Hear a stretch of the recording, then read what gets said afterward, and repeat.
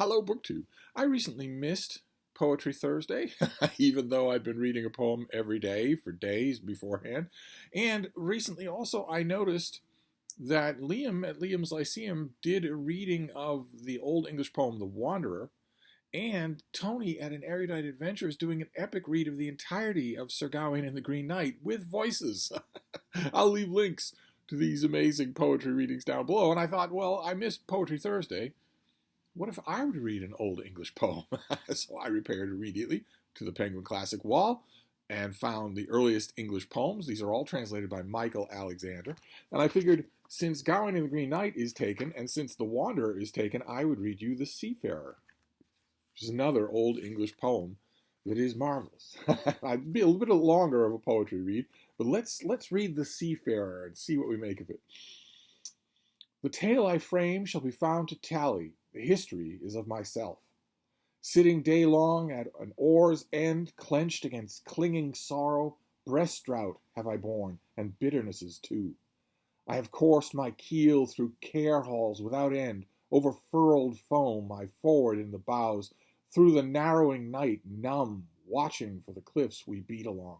Cold then nailed my feet, frost shrank on its shrill clamps, cares sighed hot about my heart, hunger fed on the mere wearied mind.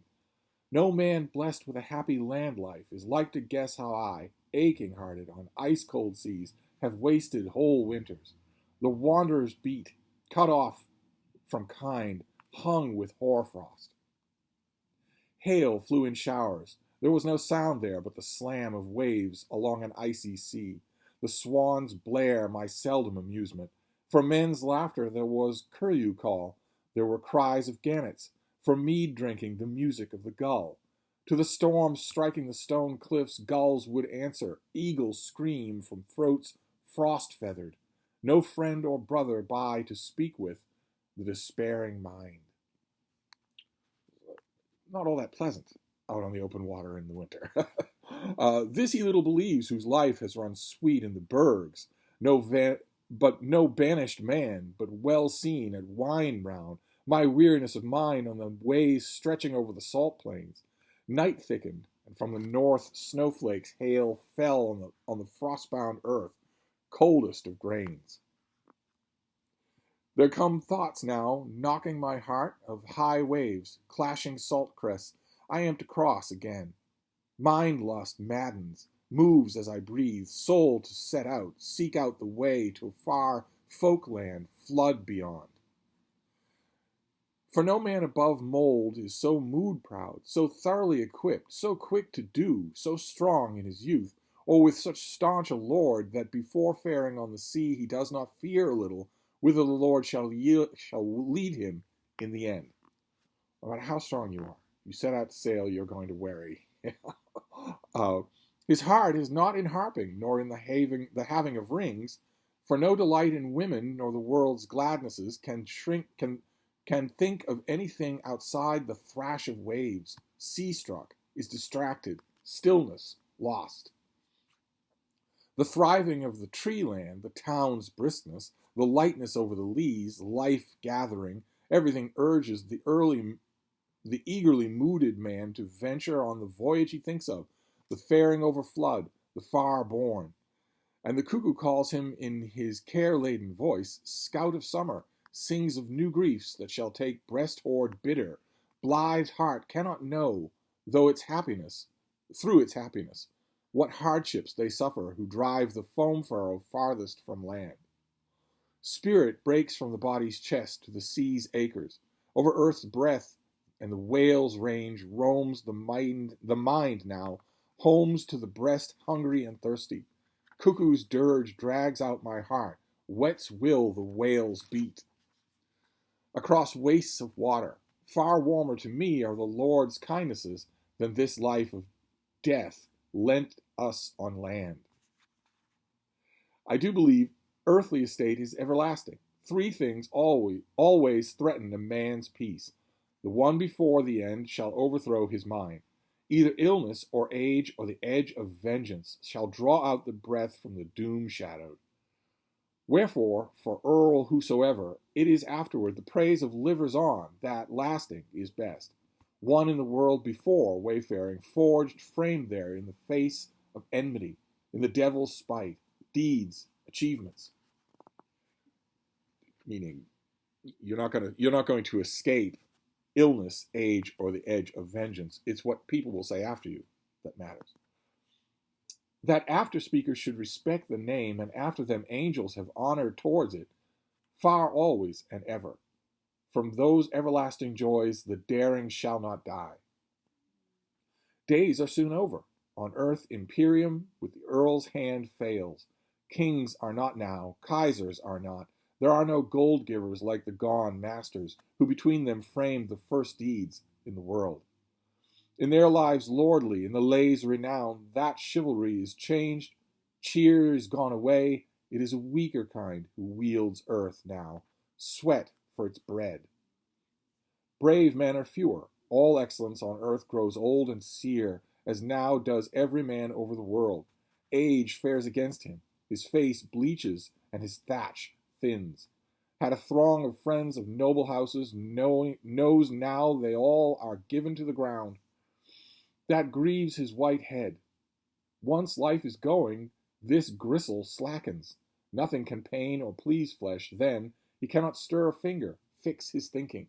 A man may bury his brother with the dead, and strew his grave with the golden things he would have him take, treasured of all kinds. But gold hoarded when he here lived cannot allay the anger of God toward a soul sin-freighted.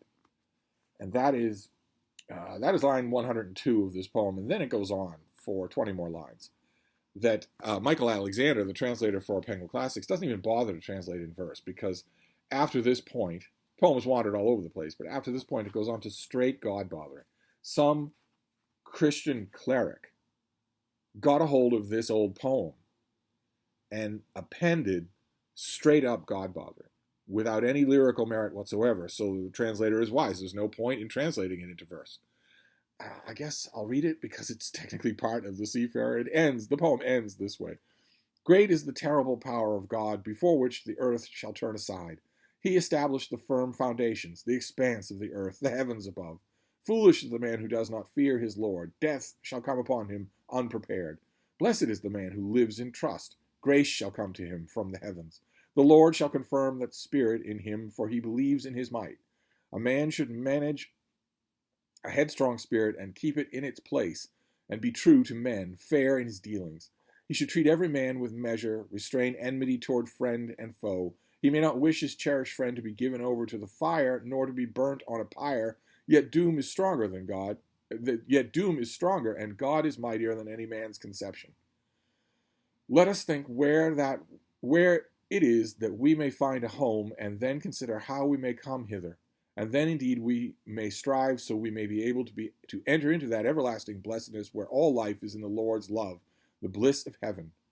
Thanks be to the Holy One, therefore, the Prince of Glory, the everlasting God, that he has raised us up forever. Amen. And that in that final invocation, that final prayer, you can see the cleric, whoever it was, who's, I guarantee you, Rosie Behind never sat on in the gunwale of a ship, never rowed for his life against a storm, never clawed his way off a lee shore, never did anything of the kind. I guarantee you that the cleric who wrote that thought, well, this isn't really in keeping with the rest of the poem. Maybe I should mention something there about consider how we may come thither, and then indeed we may strive so that we be able to enter into that everlasting blessedness that is the Lord's peace. Maybe that sounds a little like the first part. I'm a seafarer. I'm striving on the open water. It doesn't. Okay? Seymour or Othniel or whatever your name was. It doesn't. It doesn't reconcile the two. It doesn't go together at all. It is complete. I've heard analysis of this poem that says that the final invocation, the final prayer here, which is so completely discordant with the rest of the poem, does in fact match with the rest of the poem, and was probably written by the same person who wrote it as part of the poem. I think that's nonsense. The early part of the poem, notice in the last part, in the prayer, we're told that the only way to peace and glory is through the mercy of God. Gone is any mention of that business about about the after speakers that should respect the name, and after them angels would have to honor it, where it's a far more pagan and bardic tradition governing your immortality. You will be dead. You will be casted. What was it? A man may bury his brother with the dead and strew his grave with the golden things that he would have him take, treasures of all kinds, but gold hoarded where he here lived cannot allay the anger of God toward a soul sin freighted. See, that's when the poem is starting to shift. And I wouldn't be surprised if those last lines were also added on, were also interpolated into an original poem that's much older, that's just about the miseries of seafaring life. Although, not completely, right? It's not completely about the miseries of seafaring life. There's a bit in there where it almost sounds like the narrator of the poem uh, misses the sea when he's not on it, no matter how hard it is. Can we find it again? For no man above mold is so mood proud, so thoroughly equipped, so quick to do, so strong in his youth, or with so staunch a lord that before faring on the sea he does not fear a little, whither the Lord shall yield him in the end. His heart is not in harping, nor in the having of rings, has no delight in women, nor in the world's gladnesses, nor can think of anything outside the thrash of waves, sea-struck, is distracted, stillness lost. Right, the narrator of the poem is he's out on the open water, and his feet are cold and wet. His shoulders ache. The snow is everywhere. The cold is everywhere. He's constantly fighting to keep an eye on the cliffs that they are coursing along, because that's danger. Because the cliffs on your leeward side mean that you have submerged rocks that you could dash yourself against them and die. But I don't think the narrator is completely certain that he would be happier on land. He talks about people in the bergs, people well wined, with a tiny bit of contempt. Either way, it's a marvelous evocation of what it is like to be at sea. And I can tell you beyond a shadow of a doubt that the presence of gas heaters or dried biscuits or GPS monitoring doesn't change a thing. Doesn't change a thing. The central point here stays true. When you are about to put out to sea, maybe GPS alleviates things a little. I've spent a lot of time on Earth's oceans long before there were GPS satellites, so I didn't have that luxury. But when you are setting out, you feel that central mention of this poem. For no man above mold, in other words, alive, is so mood proud, so thoroughly equipped, so quick to do, so strong in his youth, or with so staunch a lord that before faring on the sea he does not fear a little whither the Lord shall yield him, shall lead him in the end. That's written by someone who's experienced it. The rosy-bottomed cleric who added the prayer at the end has never felt anything like that. And I think it's lovely. I don't agree with... There's a lot of Christian interpretation of things like the Wanderer or the Seafarer or the Pearl or whatnot that I don't agree with. I just don't think it's a natural reading of the text. But we don't need it in this case.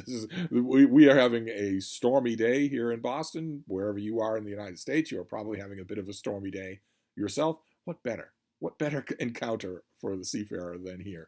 And I figured since the 20-something guys are reading Old English poems, well, I should join them, obviously. So anyway, that is Seafarer for a belated Poetry Thursday. Thank you, BookTube.